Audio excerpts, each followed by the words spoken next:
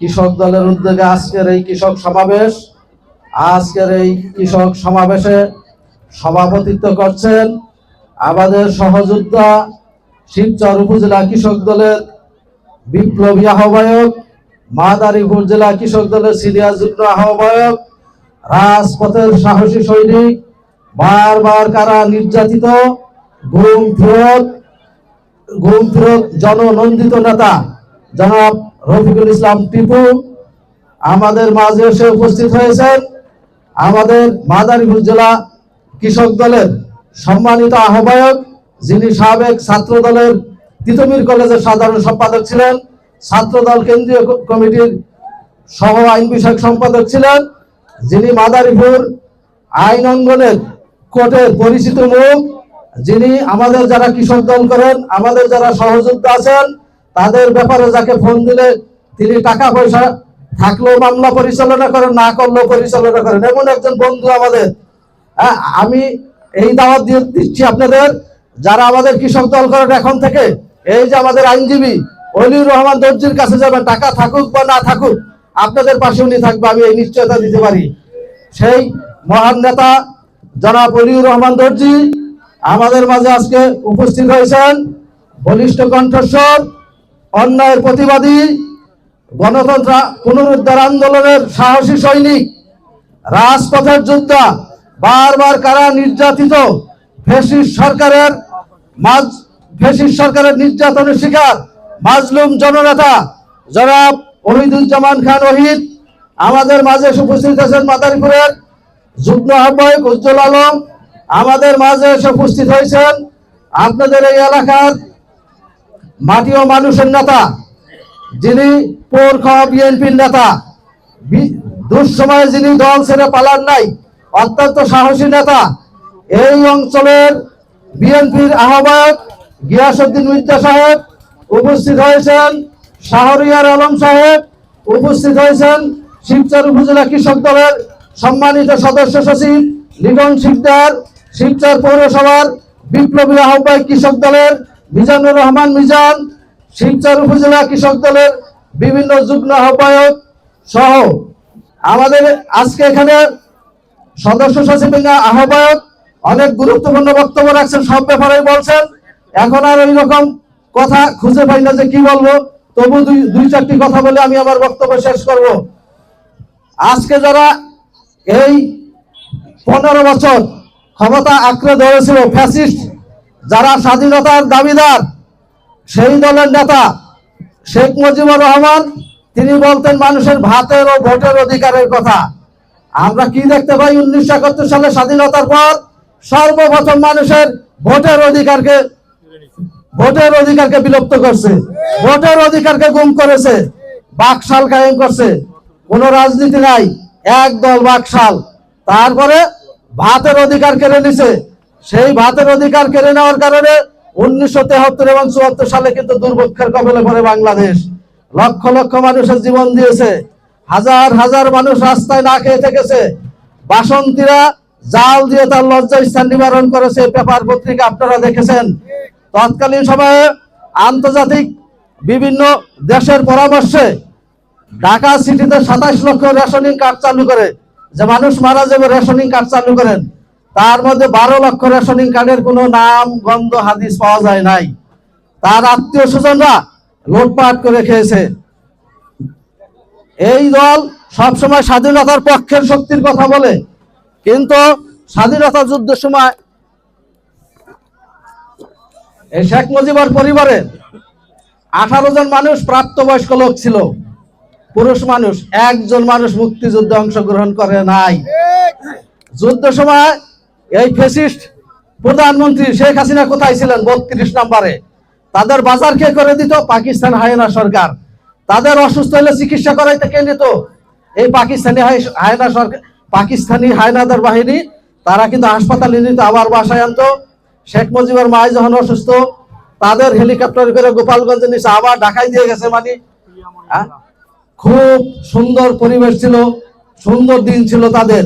পক্ষান্তরে আমাদের নেতা শহীদ প্রেসিডেন্ট জিয়াউর রহমান যখন বাংলাদেশে 25 তারিখে হামলা হয়, অসহায় বাংলাদেশের মানুষ কোনো দিক নির্দেশনা পায় না।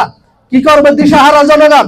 এই দিশাহারা জনগণের মুখের দিকে তাকিয়ে 26 তারিখে তিনি কালুরঘাট বেতার কেন্দ্র থেকে স্বাধীনতার ঘোষণা দেন এবং স্বাধীনতার ঘোষণা দিয়ে তিনি রণাঙ্গনে যুদ্ধ করে এই দেশকে স্বাধীন করেন। স্বাধীনতা যুদ্ধের সময় খালেদা জিয়া এবং তার 2 পুত্র কোথায় ছিল সে কিন্তু জানে না, নিখোঁজ ছিল। কিন্তু তিনি তার ওই পুত্র সন্তান স্ত্রীর খোঁজ খবর না নিয়ে দেশের কথা চিন্তা করে, দেশের কল্যাণের কথা চিন্তা করে সেদিন যুদ্ধ করেছেন। যুদ্ধের পরে রাষ্ট্রের প্রয়োজনে, দেশের প্রয়োজনে, সিপাহী জনতার অনুরোধে, বিপ্লবের মাধ্যমে তিনি এই রাষ্ট্রের দায়িত্বভার গ্রহণ করেন। গ্রহণ করে তিনি এই কৃষক, তিনি চিন্তা করেন বাংলাদেশের 80% মানুষ কৃষক। এত বড় গোষ্ঠীকে অবহেলায় রেখে, এত বড় গোষ্ঠীকে গুরুত্ব না দিলে রাষ্ট্রের উন্নয়ন কখনো সম্ভব না। তাই তিনি কৃষক দল প্রতিষ্ঠা করেন এবং কৃষকের বিষয়ে আমূল পরিবর্তন করার জন্য অনেক গুরুত্বপূর্ণ পদক্ষেপ গ্রহণ করেন। তার মধ্যে খাল খনন কর্মসূচি, 19 দফা, বীজ অধ্যাদেশ, বিসিআইসি প্রতিষ্ঠা করেন। তিনি এই দুর্ভিক্ষ কবল দেশ থেকে এই ফসল ফলে সর্বপ্রথম কিন্তু তিনি নেপালে ধান রপ্তানি করেন। বাংলাদেশে প্রথম ধান রপ্তানি জিয়াউর রহমান করেন। সেই দলের কর্মী আমরা। তিনি কৃষক দল প্রতিষ্ঠা করার পর বিচারপতি আব্দুল সাত্তারকে তিনি সভাপতিত্ব দায়িত্ব দেন। এই যে আমাদের বর্তমান মহাসচিব মির্জা ফখরুল ইসলাম, সাবেক মহাসচিব খন্দকার দেলোয়ার হোসেন, আব্দুল মান্নান ভূঁইয়া, তরিকুল ইসলাম, বর্তমানে আমাদের হাসান জাফি তুহিন এবং শহীদুল ইসলাম ভাইয়ের মতো নেতৃত্বকে এই দলের নেতৃত্ব দেওয়ার জন্য তিনি নির্ধারণ করেন। কেন? যে দেশের বেশিরভাগ মানুষ কৃষক, বড় বড় হেভি পার্সেন্ট মানুষকে না দিলে এই শ্রেণীর উন্নতি সম্ভব না। আজকে আমরা এখানে আসছি আমাদের প্রিয় নেতা তারেক রহমানের নির্দেশে, যে আপনারা গ্রামে গ্রামে যান, কৃষকদের খোঁজ খবর নেন, তারা কি অবস্থায় আছে। কৃষক বাঁচলে এই দেশ বাঁচবে। কৃষককে অবমূল্যায়ন করে, কৃষকদেরকে গুরুত্ব না দিলে এই দেশ, এই জাতির কখনো উন্নয়ন হবে না। পক্ষান্তরে আমাদের এই ফ্যাসিস্ট সরকার কৃষকদের ধ্বংস করে ভারতের উপর নির্ভরশীল করে, রপ্তানিমুখী একটা আমদানি নির্ভর একটা দেশে পরিণত করে। আলু, পেঁয়াজ, চাল, ডাল সব উৎপাদন না করে ভারত থেকে। তিনি ভারতের এজেন্ট, দালাল। এই দেশের 90% উপর মানুষ মুসলমান। এই দেশে ভারতের নির্দেশে একটি নীতি চালু করে তাদের ম্যানিফেস্টো দলের সেকুলারিজম। সেকুলারিজম শব্দের অর্থ সারা পৃথিবীতে আমি দেখছি ধর্মহীন। যেই মানুষের ধর্ম নাই সে হলো সেকুলারিজম। বাংলাদেশের অর্থ দেয় ধর্মনিরপেক্ষতা। এই ধর্মনিরপেক্ষতা কোরআনের সাথে সাংঘর্ষিক। কারণ কোরআনে বলা হয়েছে একটা ধর্মের কথা, একটা ধর্মের কথা কোরআনে বলা হয়েছে, সমস্ত মানব জাতির দিক নির্দেশনা দেওয়া হয়েছে কোরআনে। তা আপনি এতগুলো ধর্ম কোথায় পেলেন? নিরপেক্ষ, কোরআনের সাথে সাংঘর্ষিক। এবং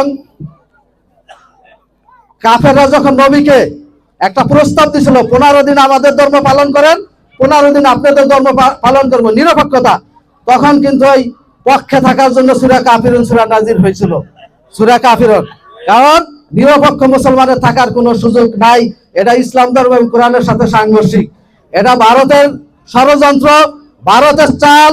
ভারত এই বাংলাদেশে কোনো মানুষ খুঁজে পায় না, একমাত্র এই ফ্যাসিস্ট শেখ হাসিনা এবং আওয়ামী লীগকে খুঁজে পায়। এই এজেন্ট বসাই দেয় দেশে, এই দেশে লুটপাট করে খাওয়ার জন্য। আজকে চুক্তিগুলো দেখেন, অসম চুক্তি। নির্বাচন দেখেন, আমি তুমি দামি নির্বাচন, আমরা নির্বাচন। মানে আমেরিকা, ইউরোপ কান্ট্রিতে যেমন ছেলে ছেলে বিয়ে করে, মেয়ে মেয়ে বিয়ে করে, তাকে কি বলা হয়? সমকামী বিয়া। ওই রকম একটা সমকামী নির্বাচনের মাধ্যমে একটি সমকামী এইরকম একটা সরকার প্রতিষ্ঠা করে। আল্লাহর তরফ থেকে ছাত্র জনতার মাধ্যমে এই ফ্যাসিস্ট সরকার উৎখাত হয়েছে। এই সরকার বাংলাদেশে আসার আর কোনো সুযোগ নাই। সামনে নির্বাচন হবে, আপনার ভোট আপনি দিতে পারবেন। যদি এই বিএনপি সরকার ক্ষমতায় আসতে পারে, সর্বপ্রথম আমাদের নির্দেশ দেওয়া হয়েছে দল থেকে যে কৃষকদের কল্যাণে সর্বপ্রথম পদক্ষেপ নিবে।